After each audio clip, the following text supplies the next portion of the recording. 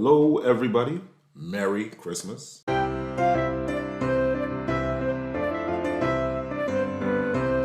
you had a great Christmas, and I hope you're going to have a fun week leading up to the new year. And when the new year comes up, some of you are going to be looking to switch careers, get a new job, look for new opportunities. And that's why you're here at this channel, because I like to dissect different opportunities in the technology industry, being a techie myself. So, the last time this cybersecurity series, we talked about vulnerability management and what the vulnerability engineer would do. Told you about the different certifications that you could potentially take. By the way, I was looking at the comments in those videos, and everybody there was telling me that the certifications that I mentioned are not entry level. I gotta tell you, I don't know what entry level certification means, okay? You gotta get that out of your mind. Take the certification that helps you get the job. None of these certifications that I mentioned have a prerequisite, meaning they're not stopping you from taking the certification if you haven't taken another course previously. That's what a prerequisite means. There are no prerequisites for these certifications, so anybody can take them. An English teacher can take, whoever, right? So never hold yourself back. I know plenty of people that jump in, take AWS certifications, take CSSP. All you really got to do is read the material and memorize a bunch of stuff, because really that's what it is. The certifications doesn't really prove you know what you're doing. So that's why, for those of you who don't really have experience, certifications is actually good for you, because you might not know what you're doing, but you can definitely study and memorize something, right? And pass an exam and actually fool some people into thinking you know what you're doing, which is what you want. Anyway, that's all I have to say about that. Today, let's look at another area of cybersecurity, and that is in the compliance and governance area, the compliance and governance. Now, this is an area where you don't necessarily have to have very strong technical skills. So those of you out there that said you're not very technically savvy, but you want to get into cybersecurity, maybe this area is for you, because a lot of what goes in here, there's a lot of writing. There's a lot of reading through the different rules, frameworks for cybersecurity, and making sure that your company is following those frameworks. So you could be the person that configures that when you first set up when the engineers first set up an infrastructure, somebody like you will come in and look at the infrastructure and make sure that you're following all the security rules based on a framework. So you don't have to figure out if they're following the rules. You just look at a framework like the NIST 853. And let's say number one control in the framework is make sure that all servers are encrypted. All you're gonna do is say, okay, hey, engineers, are all the servers encrypted? They'll say, yeah. You'll say, prove it. They'll show you, you take the screenshots, you save it. Another thing might say, make sure that there's no ports that are open to the internet, that are only open to your private network, right? So then same thing. You don't have to know how to do that. You don't have to know how to configure it. All you need to do is know where to find the framework, read through the controls, and then basically you talk to the engineers and say, hey, have you done this? Show it to me. And you will write out documentation showing all the things you've done. Now, a lot of the times, a lot of the documentation you'll be writing, you're not just making up documentation or coming up with it from the very beginning. You're using already existing templates and just filling in the information for your organization. So I'm going to talk specifically in the government marketplace. There's something called FedRAMP.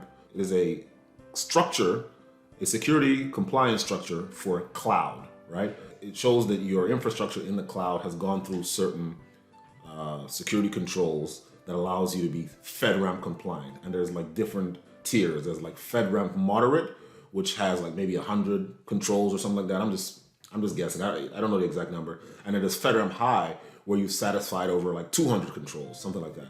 So you will just be going through all the documentation and working with the engineers to fill out the documentation. And let's look at this website here, fedramp.gov.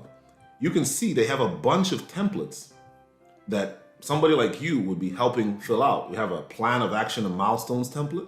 That's for like if it's time to go live on your infrastructure and you have not yet satisfied a certain control, then you would put that item, that task, on this plan of action and milestones list, so that the auditors know this is something you're planning on doing, and you kind of provide a time frame and the risk level that you're subjecting your infrastructure to by not doing it yet, right?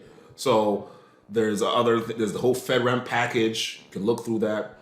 There's a readiness report. So I would recommend actually looking through these documents right here, right? And just seeing the kind of things that people in that space generally tend to do. Not exactly, I'm talking about federal, but there's others, like in the commercial space, people get SOC 2 compliant, which is a whole different set of controls that people follow and prepare for, right? But the bottom line is, the skill you're gonna need is you're gonna need to be able to have attention to detail. You're gonna have to really enjoy writing. You're gonna have to really enjoy reading, because you're gonna be reading a lot of these documents. You're gonna have to be able to communicate well with engineers, because you're gonna be having meetings with the different groups for different areas of the infrastructure that's been built, to understand what they've done in order to map it back to the controls and make sure that has been satisfied, right?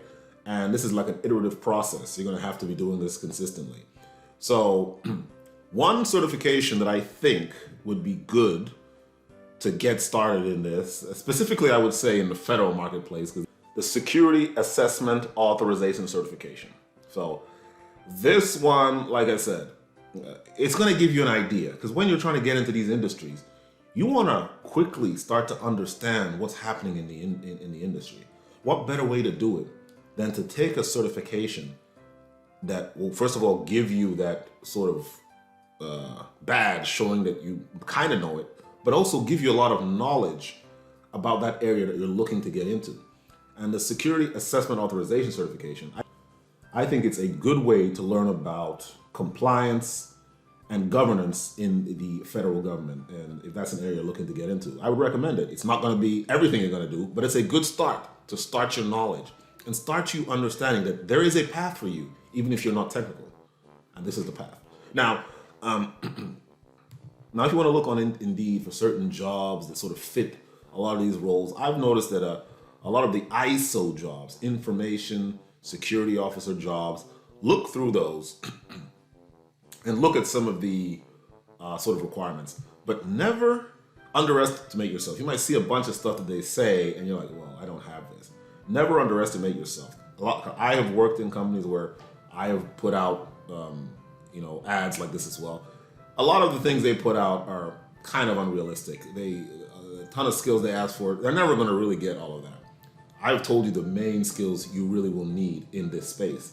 You got to learn, you're going to want to know how to write, you're going to need to know how to read, and you're going to not read, but read a lot, because you're going to be reading a lot of sort of framework documents and a lot of infrastructure architecture documents. You're going to be working with engineers, right? But you're not doing any of the architecting. You're not doing any of the configuration. You are basically maybe putting out surveys or putting out questions, and these engineers answer them for you, and then you fill it all in a form. And then you have some more questions. You put out more questions to them, and they answer it again. Well, we do it this way, and then we do this. And then you say, well, in order to satisfy this control, you're supposed to do this. And then they have to go back and prove to you that they've done it this way. So you don't have to be technical, but you have to have a very good attention to detail. So this could be the path for you if you're not a technical person. So thanks for watching. Hope you enjoyed this video. If you want to learn more about this, please hit the subscribe button, and I'll see you next time.